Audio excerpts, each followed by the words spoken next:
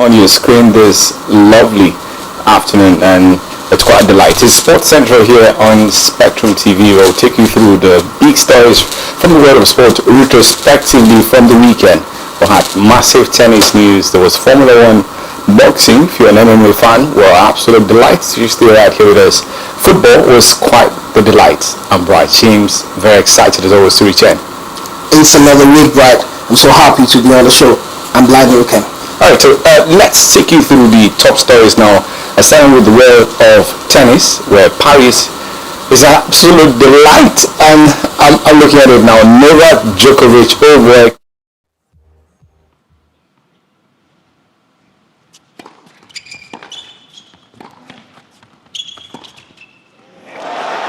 Right here, and it was quite a delight. What a start.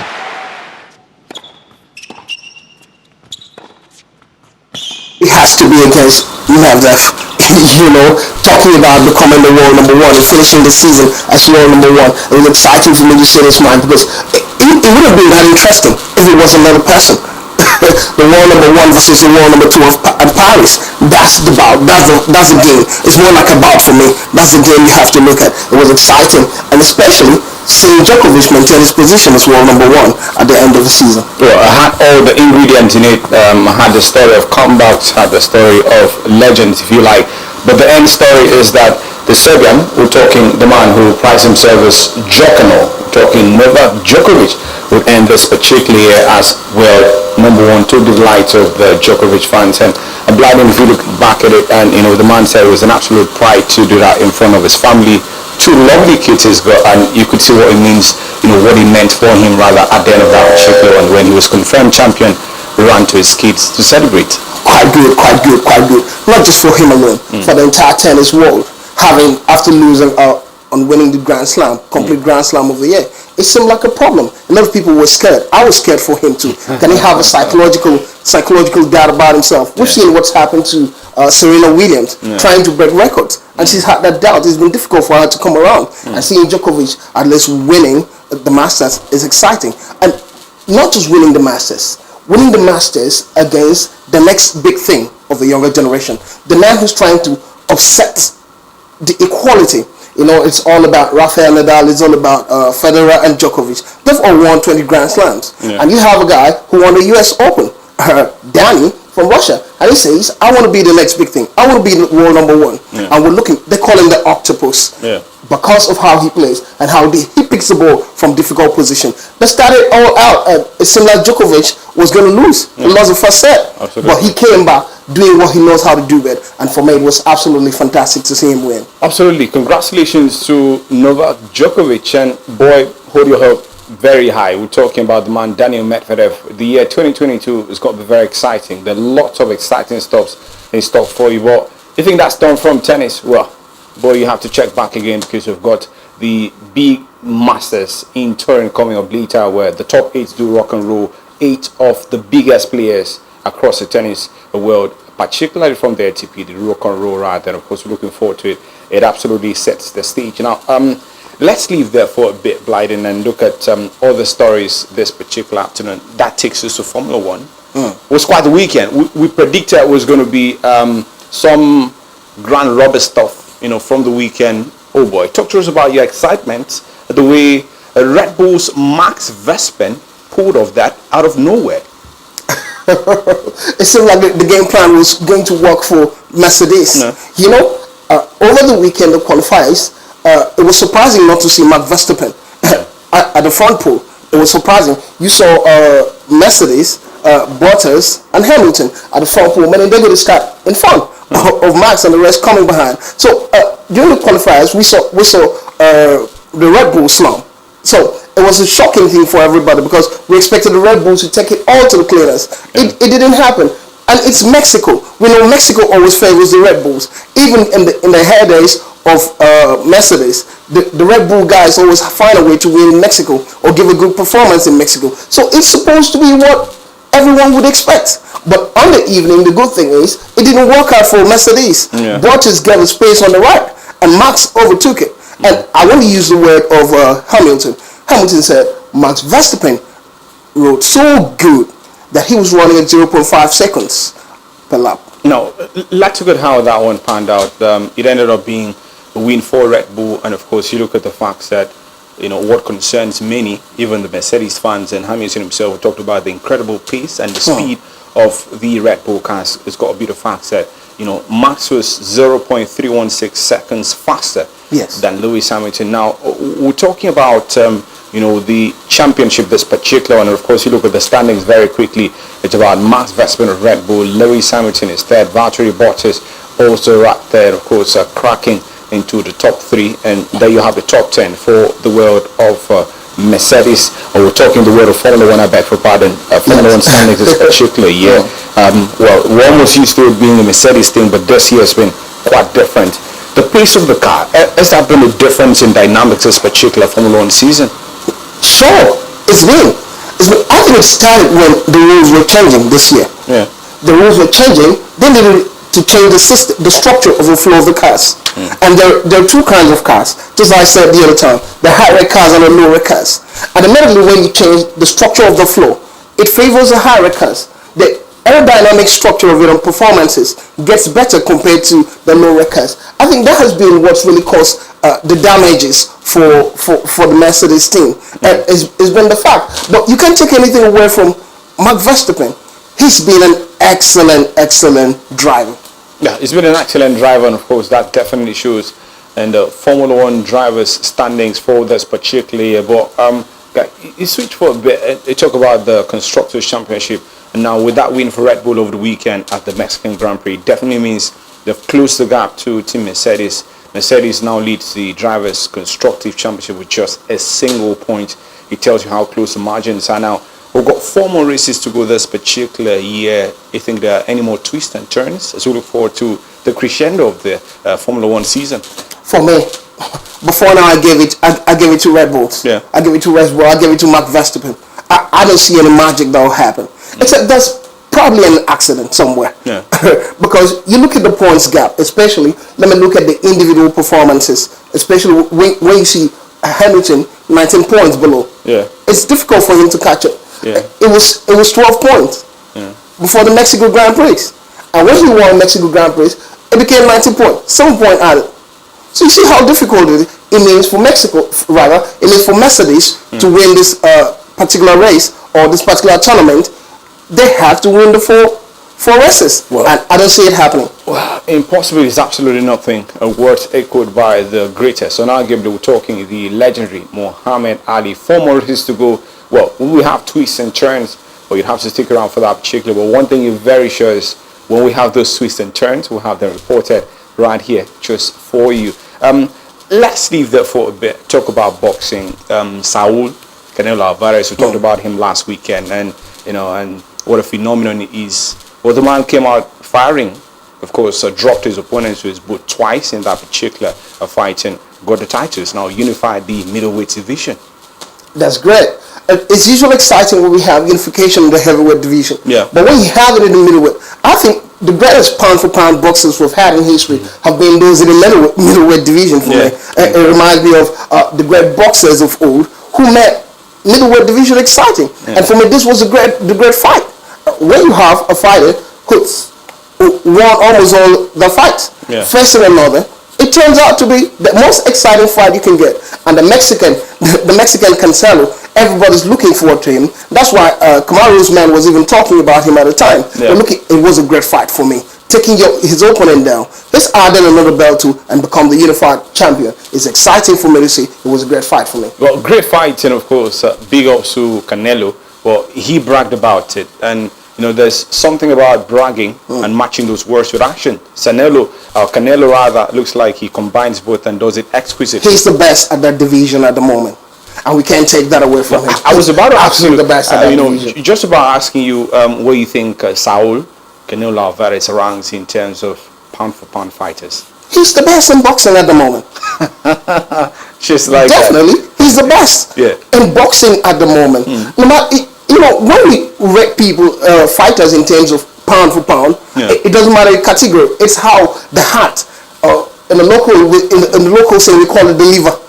If you get the liver to fight, he has the heart. He can fight.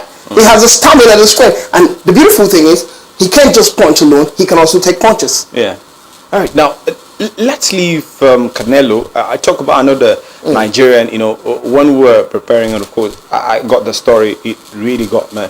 You know, AKPEJIORI, the Nigerian, had his win of the weekend against Santander SILGADO. His 13th win, and of course, all 13 victories have come courtesy of knockouts. And the man says his aim is to go for Tyson Fury.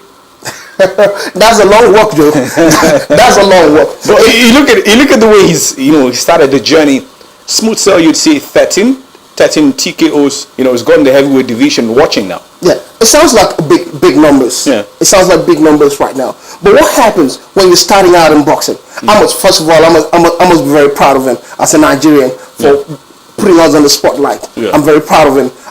13-0. When you fight and beat somebody 13 times through knockout, it's not easy. So credit to him. But one thing that happens at the beginning of boxing careers is that they tend to select opponents. Yeah. So you don't get to fight the strongest of the strongest. It's good. Just like it happened to Anthony Joshua at the time. You can look at the people who was busy at the time. For a moment, I thought you'd bring the name Deontay Wilder because in the light of what's happened recently, back-to-back losses against Tyson Fury. A lot of people have said why he held that title for quite a while. He held that was because he almost handpicked his opponents. I agree. It's something that happens in the heavyweight, not just heavyweight division, in all the divisions. When you're starting out, you try to get people you'll be able to beat. But the beautiful thing is, they're not pushovers. Yeah. It's fighting. Boxing is fighting. They're not pushovers. Nobody wants to be beaten. No. So when you get the result, we give you credit. But for now, we've not seen him challenge the big guns yet. No. He says he's aiming for it. Let's wait and see. I wish him all the luck that he requires to go towards meeting Tyson Fury. It's not going to be easy. Absolutely. But I'm happy that Nigeria is doing great stuff. Well, Nigeria is on the map, and of course, guys, watch out for AKPEJIORI. It might just be the new king of the block. You look at his records, absolutely smashing.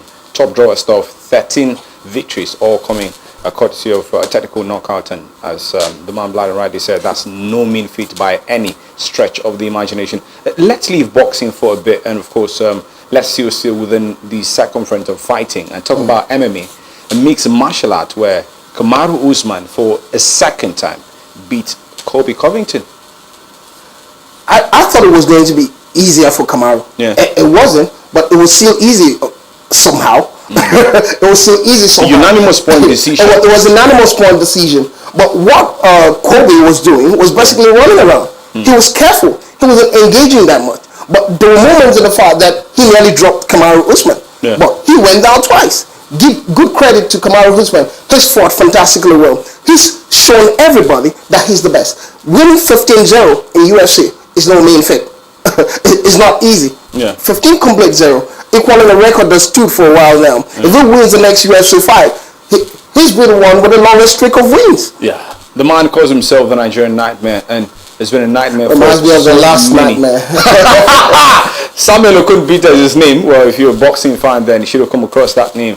A former heavyweight division champion, so we must give him absolute credit. But we'll talk about KAMARU Usman and the phenomenal fight of the weekend against Covington. One thing very striking was that, even in victory, the man was gracious to notice the massive improvement from Covington. Said Covington is massively improved from the last time we fought him.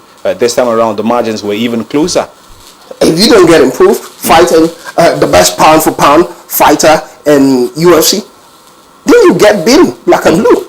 I think it's all about the sport. When you get to lose, you do a post-mortem about the situation, and you go back and try to solve it and get better. That's what the sports is all about. If you're always beaten, it can be a contender for heavyweight.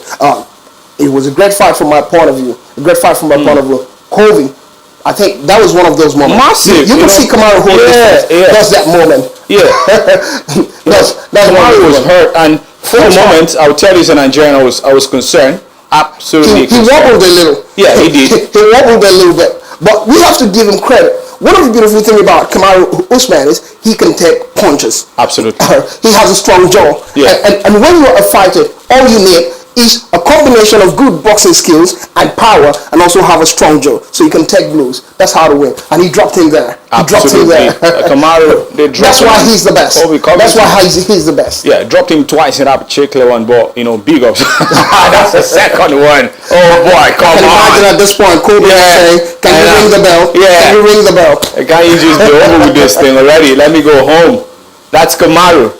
And of course, that's a victory. He's simply a Victory at beast. last. Absolutely. He's simply a beast. Oh, massive congratulations to Kamaru Usman and of course Kobe Covington. That reminds me, you nearly challenged me on air last time. Are you still ready for the bout? Challenge you for what exactly? You said you would have punched me. Punch you? Something like that. Well, it's not allowed. I'm not a professional fighter. And guys, I'm not sure I'm ready to be charged with assault. Assault?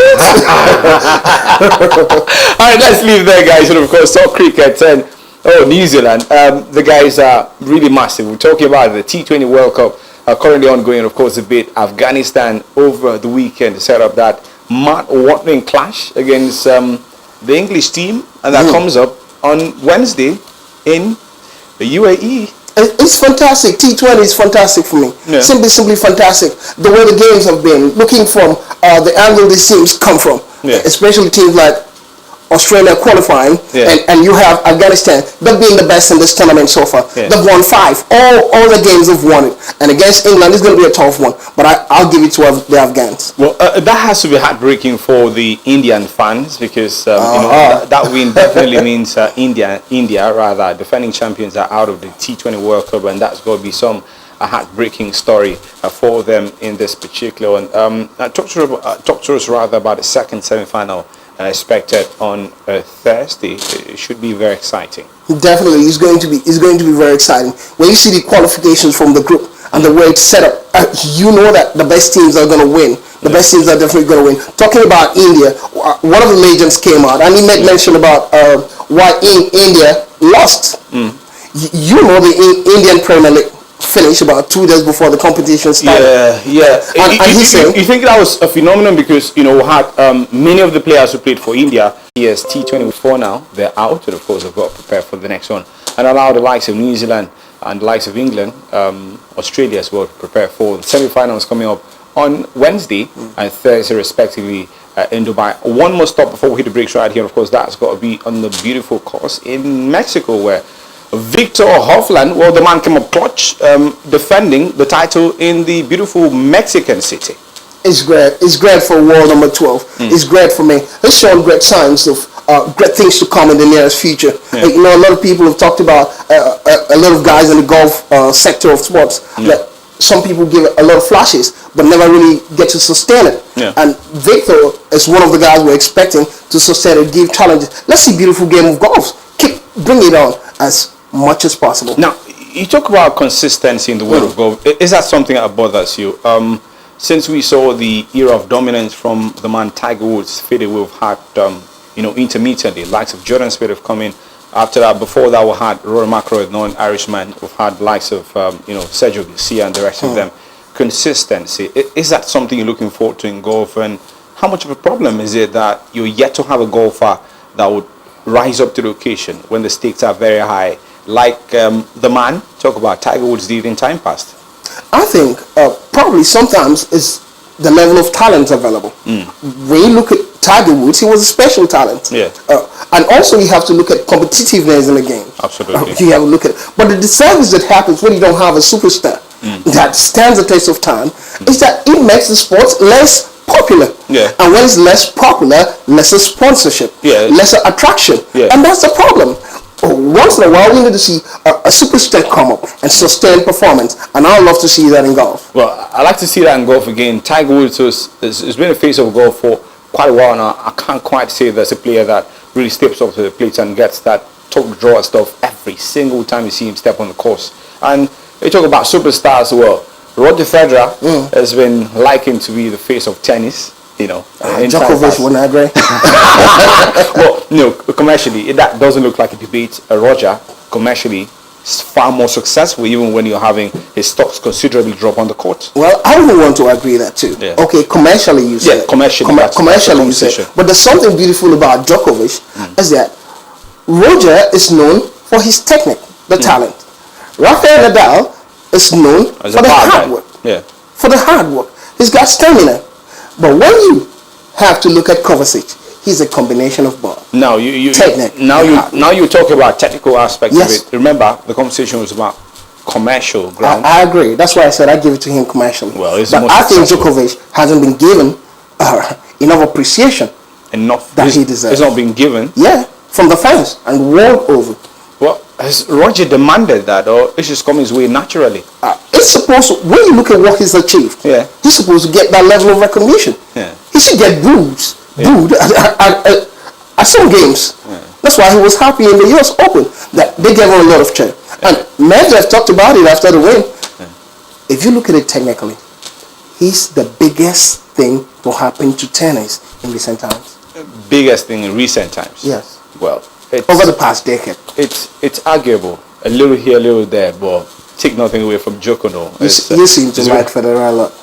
I love Roger Federer, but of course I also love Rafael Nadal. I love Djokovic. I love Djokovic. Okay. I'm a big fan. You know, he puts in that hard work, and that's gotten him to where he's right about now. No debate. Let's not take away the applause from the man. All right, stay right here with us on Spectrum TV. This is Sports Central. Right back at you after the short break. We've got football stories lined up. It's going to be exciting from the home scene to the global stage. We're going to stay right here with us.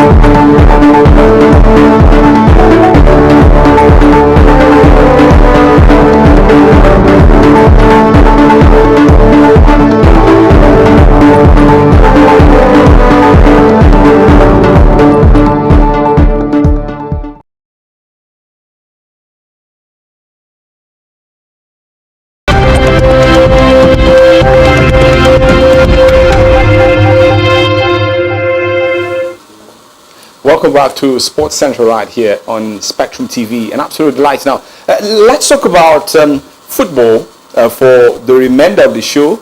Or it's football for Europe, or if you're watching from the Americas, then it's soccer from that climate. Let's begin from the home scene, shall we? ENYIMBA, FC of Aba, coach Philly George took his boys out and they took in NPFL champions AKWA United in a pre-season friendly. And that helps both sides. ENYIMBA are in the midst of a competition rather, in the CAF Confederations Cup. They're in the group, they're just on the way to the group stage now. And for AKWA United, preparing for the massive season where they're expected to challenge for or mount a defense of their title. Talk to us about that particular excitement and what it means for both teams. Definitely, as you said, we've not had the NPFL yet to be back. So it's good to engage and play the game of football rather.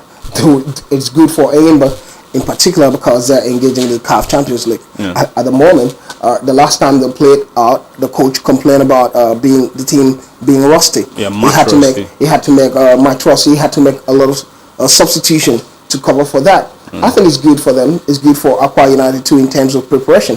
We've seen these two teams always sort of play these games prior to the beginning of the season. And for me, it's good for the both sides. Exciting games, and it's giving us something to start cheering about. As soon as possible, we might see the NPFL come back. Well, when will we have the NPFL is the big question on the lips of many football fans here in Nigeria. But that was a game to remind you that the NPFL might not be too far away after all. It ended 2-1 in favor of the People's Elephant. We're talking ABBA. The game was played on home turf, on home soil, and naturally, you expect 3 points to go the way of the home team. Massive victory. It's a friendly. It's a friendly, but I'm not sure. I'm not sure the way it played out. I really think, because usually what happens is when AKWA United loses away, they also invite you to come home and play. And you never can tell. Enyimba might come to play AKWA United. If Enyimba comes calling, then you can't bear against the fact that AKWA United might get their pound of flesh. But not the desired start for Rivers Angels at the continent. The maiden edition of the Women's CAF Champions League, the Group B opener in Cairo, Egypt. And of course, Rivers Angels were picked apart by their opponents, AFGHANISTAN FC, by 3-0. Coach Edwin Okun says it's normal. Defeat is normal in football. Normal? Yeah, that's what Edwin Okun said, the coach. 3-0 is not normal. All right. So talk to us about what you think is special about that scoreline. First of all, I'm excited that the women category of football have a CAF Champions League to play. I'm so excited. And when we picked Rivers United to represent Nigeria, Rivers Angels, Rivers Angels rather. Rivers Angels were used to Rivers United. Rivers Angels to represent Nigeria. Many hoped that they'll go beating these teams. That was a hope, especially playing against the Northern African side. It's no one would expect Rivers Angels to lose, but on the night it was sad, 3-0. But there's been a lot of complaints that the traveling wasn't that organized. They arrived late, hours before the match, and definitely you can go through all the jet lag, and it could be a problem for the teams because they've not had time to rest, they've not had time to train together over there to test the turf and see how it is and feel it and decide on what to do. For me, it was disappointing. No, disappointing to say the very least, but hey, come on guys, no need to be too pessimistic. Let's allow them the leisure luxury of recuperating and recovering from that particular, and let's hope for a better outing. But when next Rivers Angels return to the continent of Africa, it's just the first time, right? The problem is the first time for everybody. The problem is when a coach of a Nigerian side says 3-0, it's not a lot of whooping. It's normal. It's not normal. They have a thing from that angle that's not normal. Well, you never know what will happen at the Adoke Maximake Stadium when Rivers Angels play host to ASFAR and the return leg.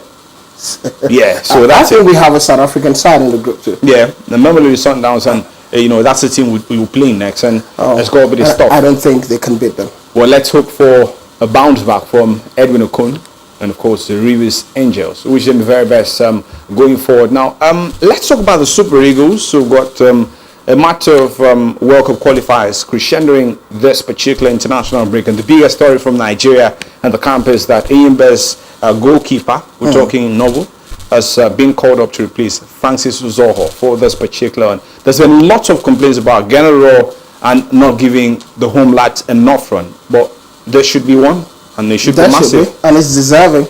It's deserving. The problem we have from the home front, when clamour to have a home-based player in the Super Eagles, is you look at who do you call up. I think the coaches haven't done enough regarding that to pick the best talent, because sometimes you have to pick a good talent and give the talent the opportunity to play before you start judging. But when I look at the NPFL, it's usually difficult to pick a player with full experience enough to match the foreign-based players. But it's good for me for Noble. I think it's good, especially from the goalkeeping department, to have a Noble inside there. Well, whether or not he's starting 26 for the Super Eagles of Nigeria, and there's 2 matches against Liberia and Cape Verde, but I think the experience in the national team sector is something that would benefit him a great deal in the coming years. Now, let me add to that. One of the biggest problems we've seen in the Nigerian scene, in terms of inclusion of home-based players into the Super Eagles to play foreign-based players, if we tend to invite these players into important matches, you have to make the progression slowly. There was a time in Nigeria we used to have the LG Cup.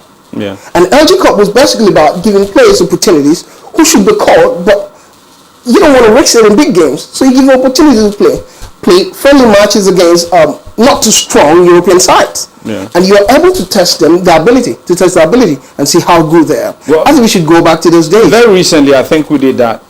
Whether or not it happened, just in a matter of happenstance or a one-off thing, but it happened against Mexico. The national team had the home-based lads the Chan Eagles second Mexico in the international friendly. Mexico are a tough thing. Yeah. Mexico are a tough team. We got the whooping. And you don't have to pick all the home-based players to play a foreign-based team. Yeah. No, just mix them with some of the French players in Europe. Okay. You have a strong team. All right. Well, we hope that happens for General and, of course, for the national team. It's been a complaint, but the conversation will definitely continue about General giving the home base latter running, because you look at it, it's beyond qualifying for big tournament and, of course, getting good results. He's also got a mandate of developing talent from Nigeria. Has he done that enough? Well, that will be a conversation for another day, guys. Let's run now to Europe, Blyden, and where else to begin? The money-spinning English Premier League return of the weekend, and oh boy, we had excitement. So you talk about drama, we had it plenty. But it started with the Manchester Derby 186th edition. If you try another and not that one, it would have been a problem. 2 goals to nothing. Not surprising, right? No, not at all. Not at all. I was listening to Les Ferdinand. Yeah. And he said something. He said Manchester United players were busy striking against their keeper. More than they did towards Ederson, the Manchester City keeper. Yeah, and of course it was a disaster. I had just 2 touch-ins inside the Manchester City box, and the second actually came, and the first and the second half actually came in the 92nd minute, very deep in stoppage time. But let's talk about other stories, big headlines. Chelsea squandered a chance to consolidate and increase their cushion in the top of the Premier League standings, courtesy of that 1-1 draw at Burnley.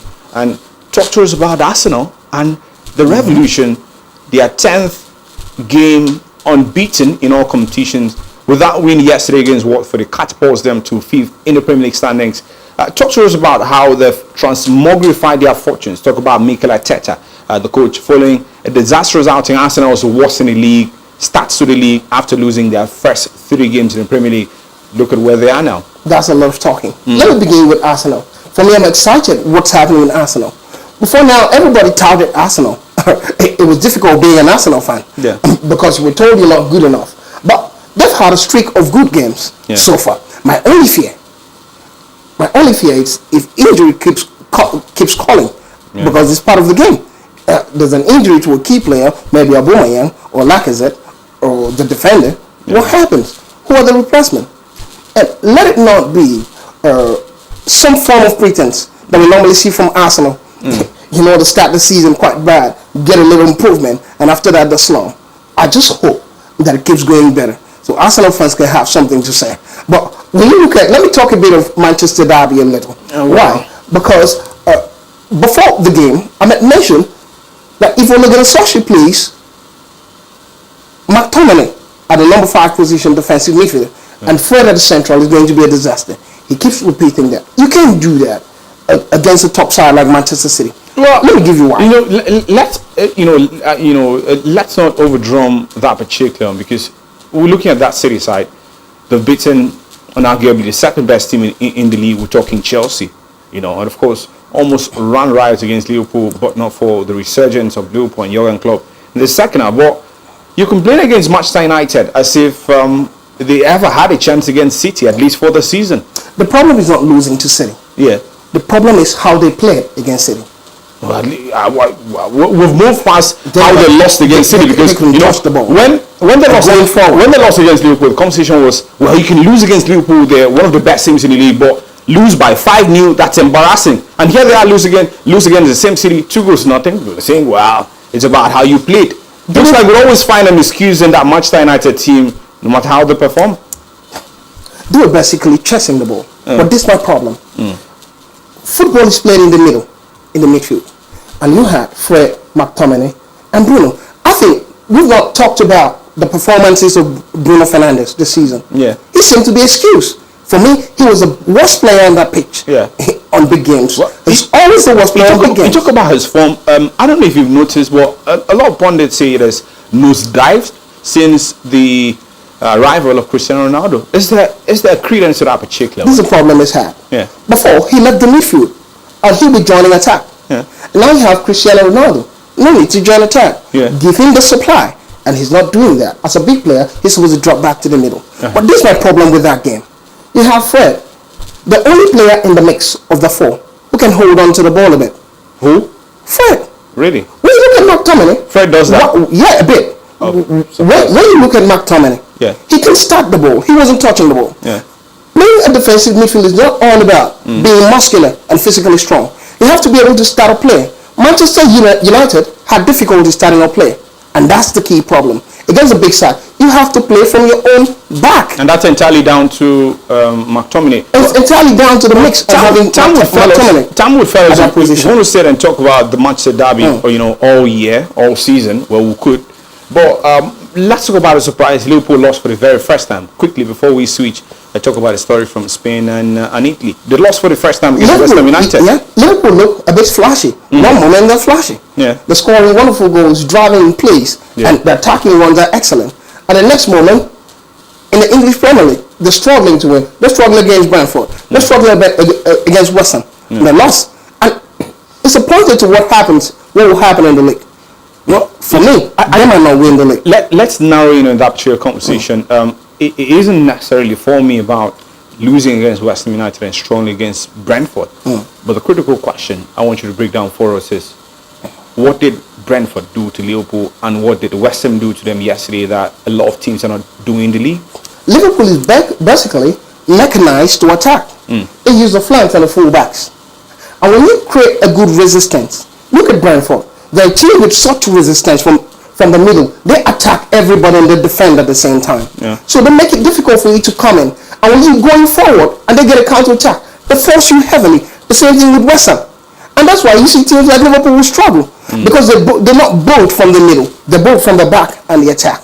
And when you take over the midfield, they begin to struggle for me. And that's going to be their band in the pursuit of league. Well, because of that defeat, now Liverpool have dropped outside the top three. And West Ham United, what a season they're having under manager David Moyes. They've now climbed to third in the Premier League standing. Could be quite a season. West Ham United third, and Arsenal are into the top five. Are you thinking what I'm thinking? The problem is, can West Ham sustain it? We saw it last season. But I think David Moyes has done a great job with this team. They were a team at 17 struggling for relegation before he took over. And they're saying David Moyes, who they work at Manchester United. It's coming. And it's here now. And I think he's built a complete machinery. One of the beautiful things about West Ham is the fact that they can play as a unit. They get together, they attack, they defend, and what's the name of that? The striker. He's a macho man. Mikel Antonio is a macho man. Very bullish. I'll tell you, the man is very, very bullish. And what a story, what a season Moyes is having. And of course, we're talking about West Ham United. It's totally transmogrified the fortunes of that particular football club. But the weekend action didn't come without a price. Daniel Fark was rewarded. He got the first win of the season against Norwich City. And for his reward, he was sacked. And yesterday, we had the story that Dean Smith has been sacked as the Aston Villa manager following a poor run of 5 consecutive defeats. But let's leave there for a bit and talk about the Spanish Primera División La Liga. Barca slumped to a 3-3 draw, having led that particular game by 3 goals to nothing. Real Madrid, the back in second, and Sociedad are still topping La Liga. It's interesting in La Liga for Barcelona. It's not a new story. It is an old story. It's been happening like this. The good thing for Barcelona is the fact that Axel Fatah is back, and he's been scoring goals. He's doing so well. Fatah has been doing well. He's scoring a lot of goals, and it's excellent. So the problem now is you have someone who's leading the pack.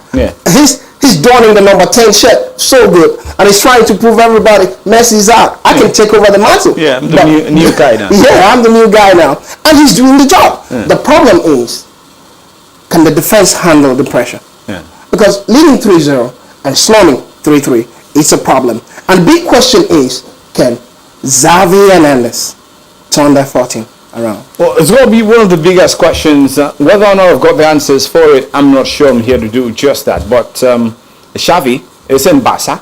Let's see how he goes about the job of turning around the fortunes of this football club, whose stocks have fallen considerably over the last couple of months. Let's quickly head to Italy. There was the matter of the Milan derby. Both sides shared the spoils rather in that 1-1 draw. And Roma lost this time at Venezia, 3-2. Jose Mourinho isn't really the script he was planned for. And then let's talk about the other complexities. Hellas Verona ending that game with 9 men walked in, and of course got at least a point against Napoli, table toppers. I'll start with Verona. Yeah. Verona, a strong side. They look to me like a West End in England. Very strong, difficult in big games. They're always challenging the big guys. It's difficult. I expected Napoli not to be able to win that match against Verona. It's really, I think Usman wasn't in that game. Yeah, he just got back. Yeah, he just got back. Yeah. And look at the Milan derby. Yeah. Definitely Inter not the side on that Conte. So, and AC Milan are doing quite good in recent times. Just unfortunately not doing the same thing in European competition. Yeah. But it's usually going to be a tough game. So a 1-1 draw, fine for them.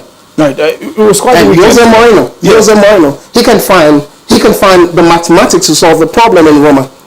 Over the week, he lost first leg to Bodo and drew second leg at home, coming from behind against Bodo. These are signs of most likely problems in Roma. Can he solve it? It's going to take a long while. Well, can he solve it is the big question as we leave Italy. Talk about the squad of Nigerian players now. Nigerians in Europe, basically. Ubon Ekpai is enjoying his run with Slava Prague. Scored the 5th goal in a 5-0 win over the weekend. Joseph Aribo. And Cyril Dessers is making quite a statement for a second game running. He came up at the death with the goodies for Feyenoord. I'll start with Desire. Yeah. He seems to understand the what's it called, that league now? Netherlands league. Yeah, the Eredivisie. Exactly. He understands it. He came from there to Genk. Yeah. He struggled at Genk because of the presence of Paul and Lautry. I expected him to play more games at Genk, but he couldn't. Going back to Feyenoord, I think it was a big step for him. And performing that, I've always known he's a good striker. And getting those results for them, that's good for Nigeria. But absolutely good for Nigeria. Simply fantastic. I think he's the last big player that left AKWA United. Well, I'm hoping that General is taking notes, because he should get in the national team for me. It should get into the national Definitely. team. Particularly with the way things are, with the inconsistency surrounding our players and the wingers who've got right about now. But it makes for good reading if we talk about Nigerians, and it makes us personally excited as Nigerians, looking forward to the next international break, where we'll have our Nigerian players doing well in Europe, likes of Moses Simon with Nantes, Joseph Aribo, and all of that. Now Daniel Fark has been signed, just as we looked at the bounds. Daniel Fark has been signed has been sacked rather as the Norwich City manager. And boy, trust the talk. The man, Frank Lampard, has been rumored to be one of the potential successors. Wow. I'll begin by saying Fark is a great coach for me.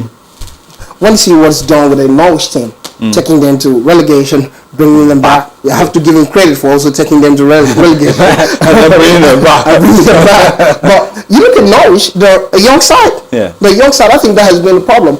Look at all the promoted sides. When they come to the English Premier League, they try to bring in some more experience. Yes. But you really don't get that from Norwich side. So it's difficult having these young lads play at the top level. Frank Lampard loves kids. He loves playing with kids. Can he do the job? But personally, I do not trust Frank Lampard. Well, he may not trust Frank Lampard, but the massive question and where it really matters is, has the board at Norwich City, do they trust Frank Lampard to get the job done? I think that's going to be the defining moment. If they get him in, well, does he do a fine job? That would be another conversation for another day. Well, guys, this is the much time allows us to go on Sports Central this lovely Monday afternoon. Well, I almost said morning. You see, major, anytime you wake up is morning, right? Sure. Well, thank you very much, Blyden. An absolute delight to always do this with you. I'm looking forward to returning later tomorrow. I must say thank you. You are simply fantastic. Okay, so we can do the knuckle again. It's now a tradition, but still right here with us on Spectrum TV as we continue to dish out exciting contents for your viewing delight. Have fun.